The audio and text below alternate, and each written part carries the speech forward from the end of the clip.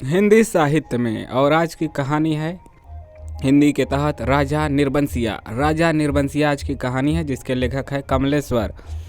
वाचन स्वर अवनीश का। आइए इसका वाचन करते हैं। एक राजा निर्बंसिया थे। माँ कहानी सुनाया करती थी। उसके आसपास ही 4-5 बच्चे अपनी मुट्ठियों में फूल दबाए कहानी समाप्त होने पर गौरों पर चढ़ाने के लिए उत्सुक से बैठे जाते। आटे का सुंदर सा चौक पूरा होता, उसी चौक पर मिट्टी की 6 गौरें रख दी जाती, जिनमें से ऊपरी वाले की बिंदिया सिंदूर लगता, बाकी 5 नीचे दबी पूजा ग्रहण करती रहती।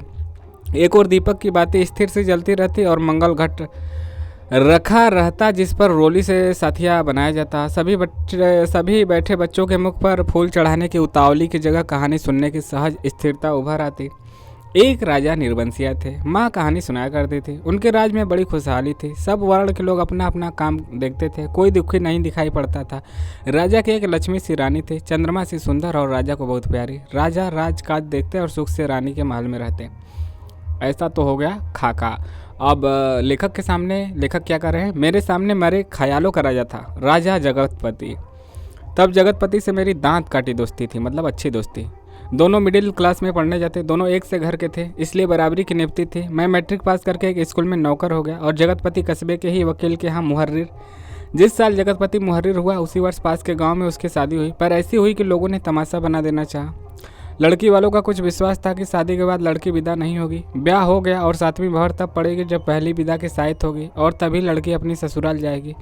जगतपति की पत्नी थोड़ी बहुत पढ़ी लिखी थी, पर घर की लीक को कौन मेटे, यानी कि जो रीति रिवाज है उसको कौन चुनौती दे। बारात बिना बहू के वापस आ गई और लड़के वालों ने तय कर लिया कि अब जगतपति की शादी कहीं और कर दी जाएगी, चाहे कानी लूली से हो जाए, पर वह लड़की अब घर में नहीं जाएगी। लेकिन साल खत्म होते होते सब कुछ ठीक ठाक हो गया। लड़की वालों ने माफ़ी मांग ली और जगतपति की पत्नी अपनी ससुराल आ गई। जगतपति को जैसे सब कुछ मिल गया हो ऐसा लगा। सास ने बहू की बलाइयाँ लेकर घर की सब चाबियाँ सौंप दी। गृहस्थी का ढंग बाल समझा दिया कि हे बहू ऐसे ऐसे करना। जगतपति की माँ न जाने कब से आस लगाए बैठी थी। उन्होंने आराम से सांस ली और पूजा पाठ में समय कटने लगा और दोपहरिया दूसरों के घरों के आंगन में बीतने लगा। मतलब कि बहू आ गई तो अब क्या करें, पूजा पाठ में समय काटने लगे और दूसरों के घर में बतियाने उतियाने चले गए, गप्पे वप्पे करने। सास का रोग था उन्हें, सो एक दिन उन्होंने अपनी अंतिम घड़ियां गिनते हुए चंदा को पास बुलाकर समझाया था, बेटा जगतपति बड़े लाड़ प्यार का पला है। जब से तुम्हारे ससुर नहीं रहे तब से इसके छोटे छोटे हट को पूरा करती रही हूँ, अब तुम ध्यान रखना। अच्छा, दोनों को कैसे हट। फिर रुककर उन्होंने कहा था, जगतपति किसी लायक हुआ है तो रिश्तेदारों की आंखों में करकने लगा है। तुम्हारे बाप ने ब्याह के वक्त नादानी की जो तुम्हें विदा नहीं किया। मेरे दुश्मन देवर जेठों को मौका मिल गया, मतलब उसके देवर और जेठ को मौका मिल गया कि कैसा ना कोई ना लेके अलपत हो, तुम्हार खड़ा कर दिया और विदा करवाना नाक कटवाना है। जगतपति का ब्याह क्या हुआ, उन लोगों की छाती पर सांप लौट गया, मतलब ईर्ष्या जलन। सोचा घर की इज्जत रखने की आड़ लेकर रंग में बांग कर दें। अब बेटा इस घर की लाज तुम्हारी लाज है। आज को तुम्हारे ससुर होते थे भला कहते कहते माँ की आंखों में आंसू आ गए और वे जगतपति की देखभाल उसे सौंपकर सदा के लिए मौन हो गई थी। एक अरमान उसके साथ ही चला गया। जगतपति की संतान को 4 बरस इंतजार करने के बाद भी वे गोद में न खिला पाई और चंदा ने मन में सब्र कर लिया, चंदा उसकी बहू, यही सोचकर कि कुल देवता का अंश तो उसे जीवन भर पूजने को मिल गया। घर में चारों तरफ जैसे उदारता बिखरी रहती, अपनापन बरसता रहता। उसे लगता जैसे घर के अंधेरे एकांत कोठरियों में या शांत शीतलता है उसे भरमा लेती है। घर की सब कुंडियों की खनक उसके कानों में बस गई थी। हर दरवाजे की चरमराहट पहचान बन गई थी। एक रोज़ राजा आखेट को गए। माँ सुनाती थी, राजा आखेट को जाते थे तो 7वें रोज़ जरूर महल में लौट आते थे, पर उस दफ़ा जब गए तो 7वां दिन निकल गया पर राजा नहीं लौटे। रानी को बड़ी चिंता हुई। रानी एक मंत्री के साथ लेकर खोज में निकली और इसी बीच जगतपति की रिश्तेदारी की एक शादी में जाना पड़ा। उसके दूर रिश्ते के भाई दयाराम की शादी थी। कह गया था कि 10वें दिन जरूर वापस आ जाएगा, पर 6ठे दिन खबर मिली कि बारात घर लौटने पर दयाराम के घर डाका पड़ गया। किसी मुखबिर ने सारी खबरें पहुंचा दी थी। लड़की वालों ने दयाराम का घर सोने चांदी से पाट दिया है। आखिर पुश्तैनी जमीन की इकलौती लड़की थी। घर आए मेहमान लगभग विदा हो चुके थे। दूसरे रोज जगतपति चलने वाला था, पर उसी रात डाका पड़ा। जवान आदमी, भला खून मानता है। डाके वाले ने जब बंदूकें चलाई तो सबकी घिघी बद गई, पर जगतपति और दयाराम ने छाती ठोक कर लाठियां उठा ली। घर में कोहराम मच गया, फिर सन्नाटा छा गया।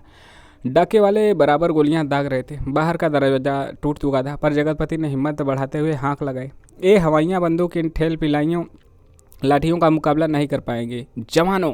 पर दरवाजे ताड़ ताड़ टूटते रहे और अंत में एक गोली जगतपति की जांग को पार करते निकल गई, दूसरी उसके जांग के ऊपर कुल्हे में समाकर रह गई। चंदा रोती रोती कलपती और मनौतियाँ मानती। जब वो पहुंची तो जगतपति अस्पताल में था। दयाराम के थोड़ी चोट आई थी, उसे अस्पताल से छुट्टी मिल गई। जगतपति की देखभाल के लिए वहीं अस्पताल में मरीजों के रिश्तेदारों के लिए जो कोठरियाँ बनी थी उन्हीं में चंदा को रुकना पड़ा।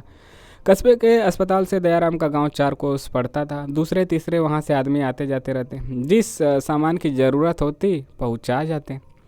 पर धीरे धीरे उन लोगों ने भी खबर लेना छोड़ दिया। कितना दिन देखेंगे, 2 दिन 4 दिन, बहुत ज़्यादा दिन हो जाता तो कोई नहीं देखता। एक दिन में ठीक होने वाला घाव तो था नहीं, जांग की हड्डी चटक गई थी और कुल्हे में ऑपरेशन के 6 इंच गहरा घाव था। कस्बे का अस्पताल था, कंपाउंडर ही मरीजों की देखभाल रखते थे।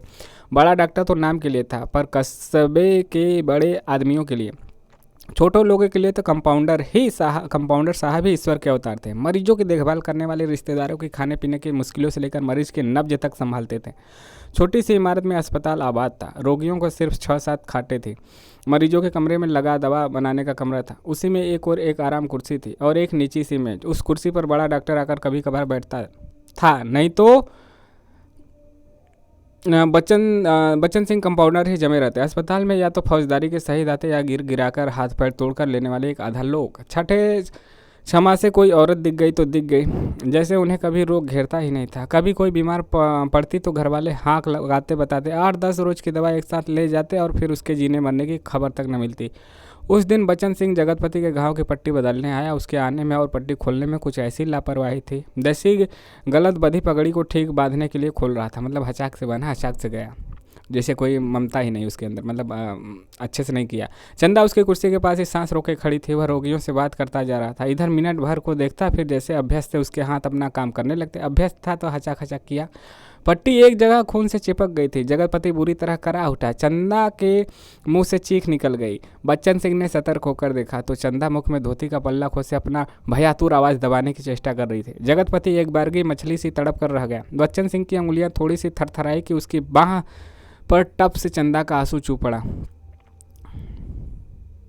बच्चन सिंह सिहर गया। उसके हाथों की अभ्यस निठुराई को जैसे किसी मानवीय कोमलता ने धीरे से छू लिया। आहो कराहो दर्द भरी चीखें और चटकते शरीर के जिस वातावरण में रहते हुए भी वो बिल्कुल अलग रहता था। फोड़ों को पके आम सा दबा देता और फोड़े को हचाक से दबा देता। उसको कोई वो नहीं था मतलब कि अच्छा क्या होता है, दयालु भाव नहीं था। खाल को आलू सा छील देता था। उसके मन से जिस दर्द का एहसास उठ गया था उसे आज फिर हुआ। वह बच्चे की तरह फूंक फूंक कर पट्टी को नम करके खोलने लगा। चंदा की ओर धीरे से निगाह उठाकर देखते हुए फुसफुसाया, चच। रोगी की हिम्मत टूट जाती है ऐसे।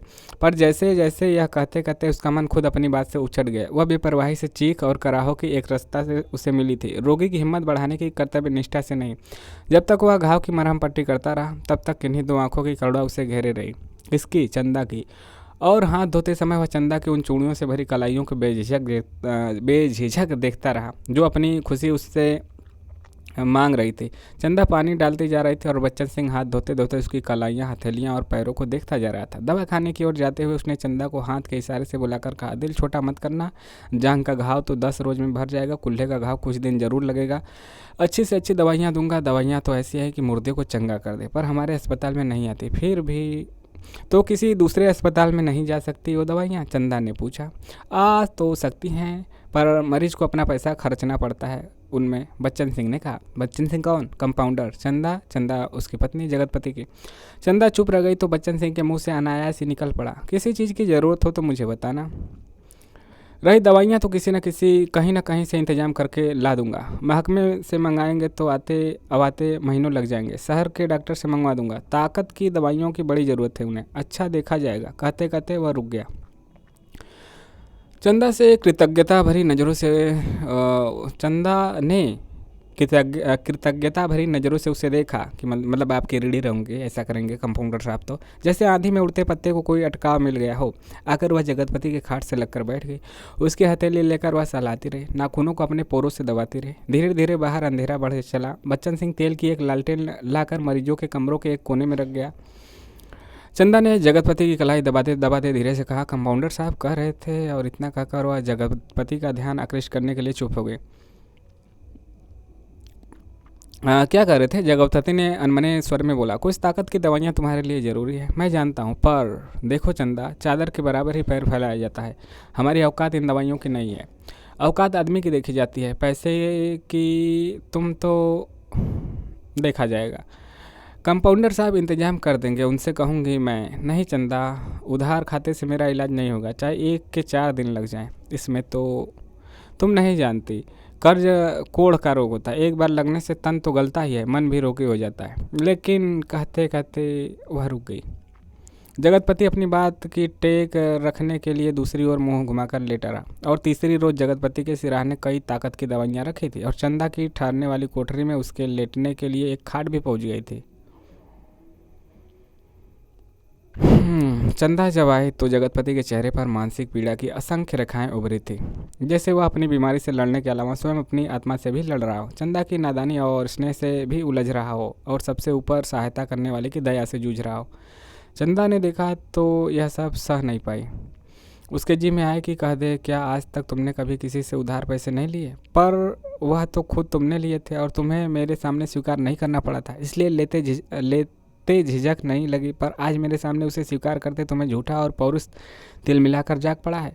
पर जगतपति के मुख पर बिखरी हुई पीड़ा में जिस आदर्श की गहराई थी वह चंदा के मन में चोर की तरह घुस गई और बड़ी स्वाभाविकता से उसने माथे पर हाथ फेरते हुए कहा, ये दवाइयाँ किसी की मेहरबानी नहीं है, मैंने हाथ का कड़ा बेचने को दे दिया था, उसी में आई है, मुझसे पूछा तक नहीं।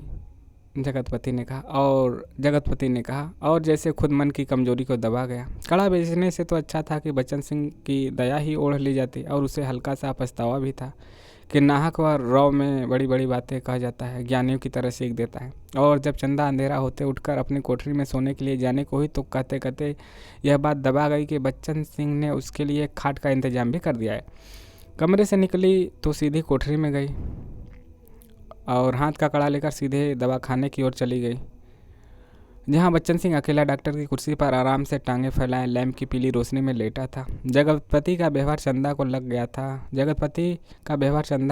था और यह भी कि वह क्यों बच्चन सिंह का एहसान अभी से लाद ले। पति के लिए जेवर की कितनी औकात है। वह बेधड़क सी दवाखाने में घुस गई। दिन की पहचान के कारण उसे कमरे की मेज, कुर्सी और दवाओं की अलमारी की स्थिति का अनुमान था। वैसा कमरा अंधेरा ही पड़ा था, क्योंकि लैंप की रोशनी केवल अपने वृत्त में अधिक प्रकाशमान होकर कोनों के अंधेरों को और भी घनीभूत कर रही थी। बच्चन सिंह ने चंदा को घुसते ही पहचान लिया। वो उठकर खड़ा हो गया। चंदा ने भीतर कदम तो रख लिया पर सहसा थम गई, जैसे वह किसी अंधेरे कुएं में अपने आप कूद पड़ी हो। ऐसा कुआं जो निरंतर पतला होता गया है और जिसमें पानी की गहराई पाताल की परतों तक चली गई हो, जिसमें पड़कर वह नीचे धंसती चली जा रही हो। नीचे अंधेरा, एकांत, घुटन, पाप, ऐसा भाव आया।